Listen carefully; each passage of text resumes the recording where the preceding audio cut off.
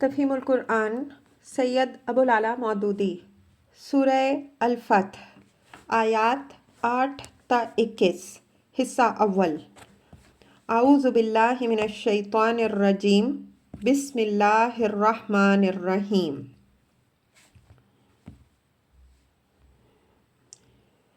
انا ارسلناک شاہدا، اے نبی صلی اللہ علیہ وآلہ وسلم، ہم نے تم کو شہادت دینے والا بنا کر بھیجا۔ تفسیر: شاہ ولی اللہ صاحب رحمہ اللہ نے شاہد کا ترجمہ اظہار حق کنندہ فرمایا ہے اور دوسرے مترجمین نے اس کا ترجمہ گواہی دینے والا کیا ہے۔ شہادت کا لفظ ان دونوں مفہومات پر حاوی ہے۔ تشریح کے لیے ملاحظہ ہو: تفہیم القرآن جلد چہارم، تفسیر سورہ احزاب، حاشیہ 82۔ وَمُبَشِّرًا، اور بشارت دینے والا بنا کر بھیجا۔ وَنَذِیرًا، اور خبردار کر دینے والا بنا کر بھیجا۔ تفسیر: تشریح کے لیے ملاحظہ ہو: تفہیم القرآن جلد چہارم، تفسیر سورہ احزاب، حاشیہ 83۔ لِتُؤْمِنُوا بِاللَّهِ وَرَسُولِهِ، تاکہ اے لوگوں تم اللہ اور اس کے رسول صلی اللہ علیہ وآلہ وسلم پر ایمان لاؤ۔ وَتُعَزِّرُوهُ، اور اس کا ساتھ دو۔ وَتُوَقِّرُوهُ، اس کی تعظیم و توقیر کرو۔ وَتُسَبِّحُوهُ بُكْرَةً وَأَصِيلًا، اور صبح و شام اس کی تسبیح کرتے رہو۔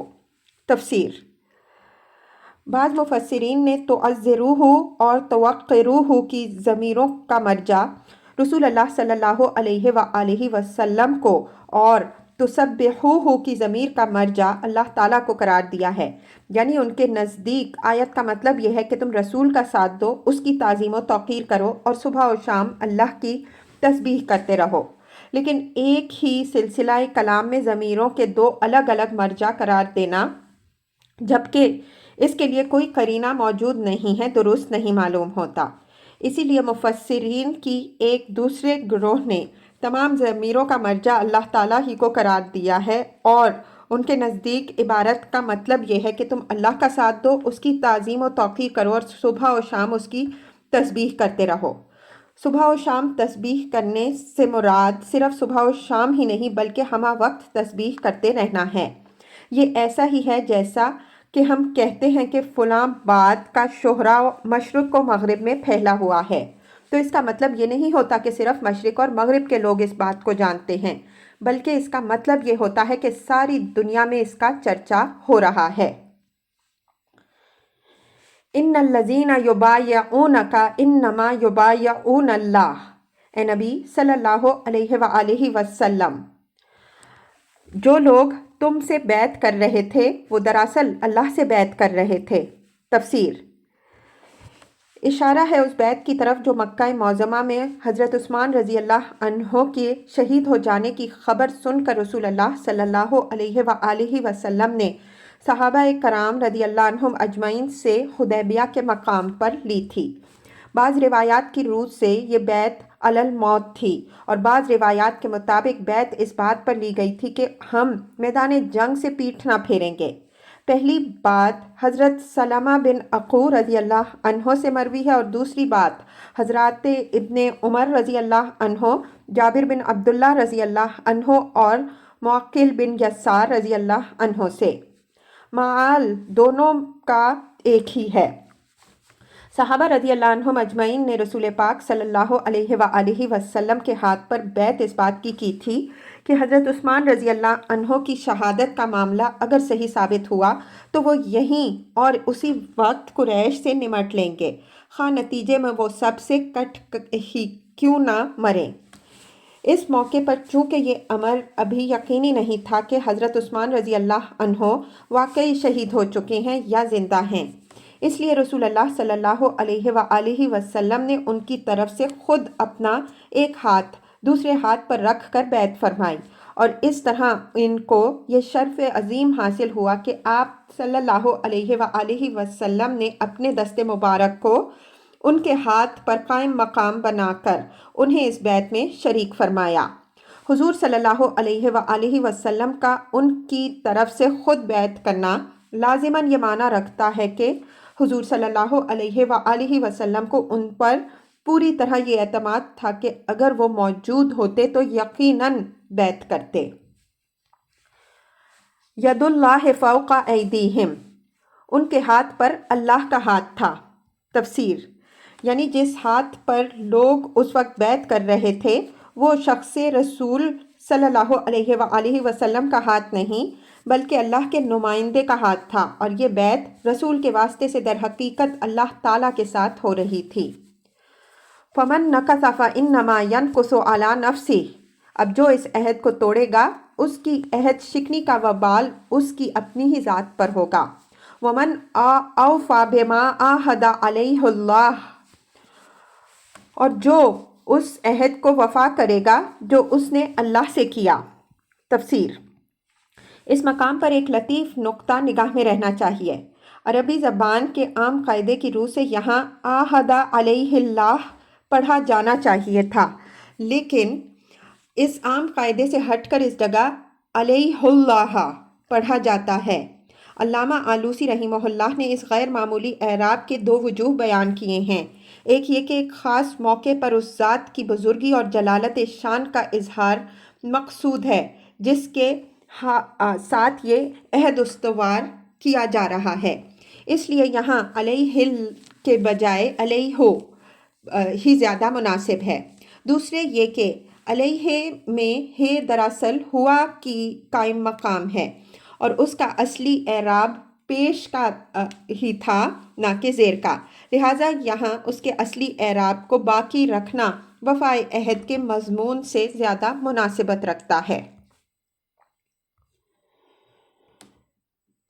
فَسَيُؤْتِيهِ أَجْرًا عَظِيمًا، ان قریب اللہ اس کو بڑا اجر عطا فرمائے گا۔ سَيَقُولُ لَكَ الْمُخَلَّفُونَ مِنَ الْأَعْرَابِ، اے نبی صلی اللہ علیہ وآلہ وسلم، بدوی عربوں میں سے جو لوگ پیچھے چھوڑ دیے گئے۔ تفسیر، یہ اطراف مدینہ کے ان لوگوں کا ذکر ہے جنہیں عمرے کی تیاری شروع کرتے وقت رسول اللہ صلی اللہ علیہ وآلہ وسلم نے ساتھ چلنے کی دعوت دی تھی، مگر وہ ایمان کا دعویٰ رکھنے کے باوجود صرف اس لیے اپنے گھروں سے نہ نکلے تھے کہ انہیں اپنی جان عزیز تھی۔ روایات سے معلوم ہوتا ہے کہ یہ اسلم، مزینہ، جوہینہ، غفار، اشجع، دیل وغیرہ قبائل کے لوگ تھے۔ شغلتنا اموالنا واہلونا فاستغفر لنا، اب وہ آ کر ضرور کہیں گے کہ ہمیں اپنے اموال اور بال بچوں کی فکر نے مشغول رکھا تھا، آپ ہمارے لیے مغفرت کی دعا فرمائیں۔ یقولون بألسنتہم ما لیس فی قلوبہم، یہ لوگ اپنی زبانوں سے وہ باتیں کہتے ہیں جو ان کے دلوں میں نہیں ہوتی۔ تفسیر، اس کے دو مطلب ہیں۔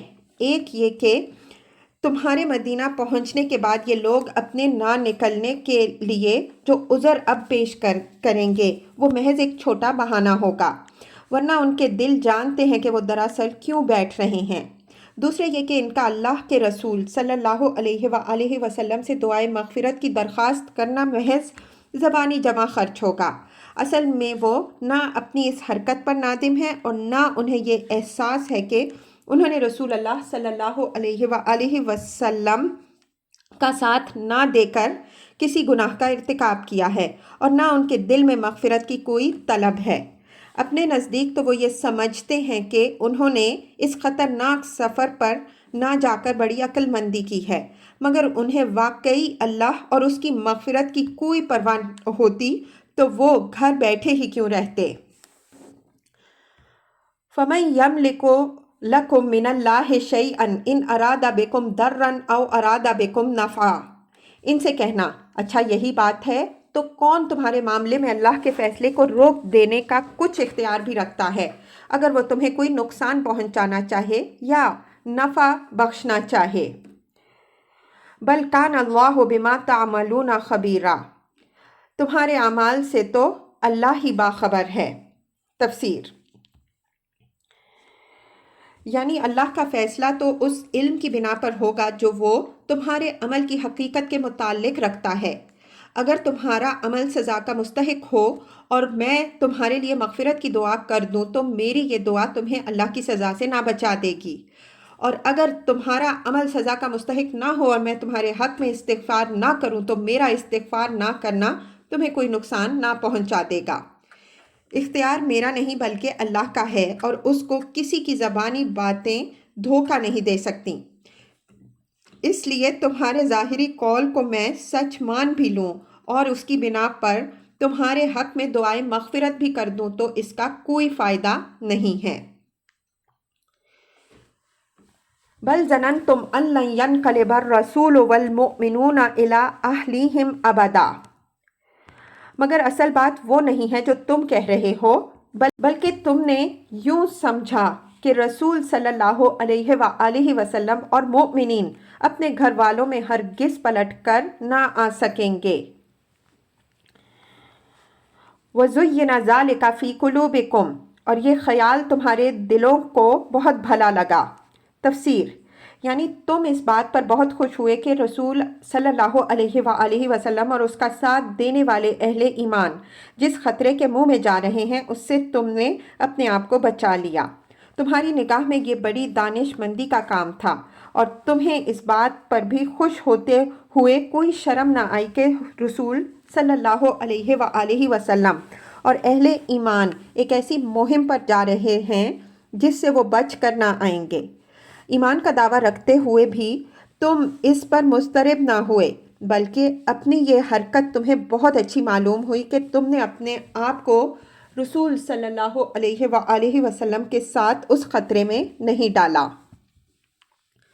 وَظَنَنْتُمْ ظَنَّ السَّوْءِ، اور تم نے بہت برے گمان کیے۔ وَكُنْتُمْ قَوْمًا بُورًا، اور تم سخت بد باطن لوگ ہو۔ تفسیر، اصل الفاظ ہیں وَكُنْتُمْ قَوْمًا بُورًا، بور جمع ہے بائر کی، اور بائر کے دو معنی ہیں، ایک فاسد بگڑا ہوا آدمی جو کسی بھلے کام کے لائق نہ ہو، جس کی نیت میں فساد ہو، دوسرے ہالک بد انجام تباہی کے راستے پر جانے والا۔ وَمَن لَّمْ يُؤْمِن بِاللَّهِ وَرَسُولِهِ، اللہ اور اس کے رسول صلی اللہ علیہ وآلہ وسلم پر جو لوگ ایمان نہ رکھتے ہوں، فَإِنَّا أَعْتَدْنَا لِلْكَافِرِينَ سَعِيرًا، ایسے کافروں کے لیے ہم نے بھڑکتی ہوئی آگ مہیا کر رکھی ہے۔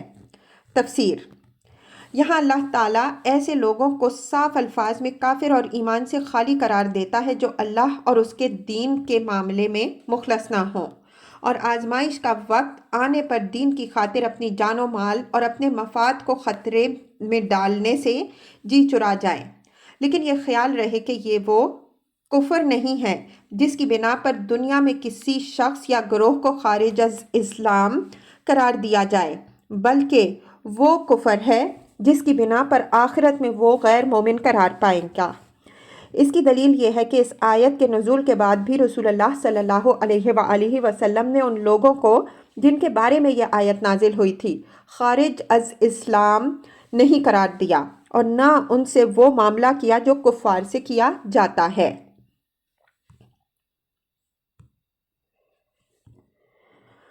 وَلِلَّهِ مُلْكُ السَّمَاوَاتِ وَالْأَرْضِ، آسمانوں اور زمین کی بادشاہی کا مالک اللہ ہی ہے۔ یغفر لمن یشاء ویعذب من یشاء، جسے چاہے معاف کرے اور جسے چاہے سزا دے۔ وکان اللہ غفور الرحیم، اور وہ غفور الرحیم ہے۔ تفسیر، اوپر کی شدید تنبیہ کے بعد اللہ کے غفور الرحیم ہونے کا ذکر اپنے اندر نصیحت کا ایک لطیف پہلو رکھتا ہے۔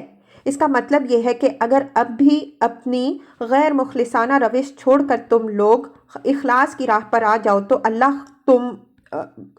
اللہ کو تم غفور الرحیم پاؤ گے۔ وہ تمہاری پچھلی کوتاہیوں کو معاف کر دے گا اور آئندہ تمہارے ساتھ وہ معاملہ کرے گا جس کے تم اپنے خلوص کی بنا پر مستحق ہو۔